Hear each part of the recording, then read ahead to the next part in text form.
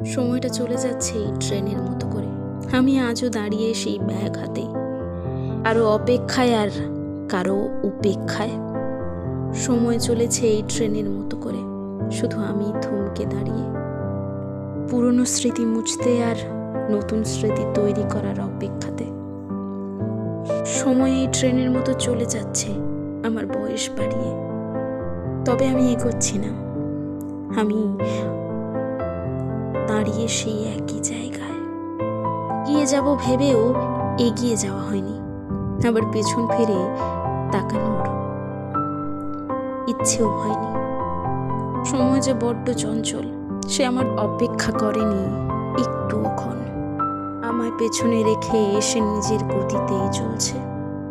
ভালো মুহূর্তে এ সময় থমকে যায়নি, আর কিছু খারাপ মুহূর্তে এসে তাড়াতাড়ি চলে যায়নি। সে আমার জন্য কোনো নিয়মকে উপেক্ষা করেনি।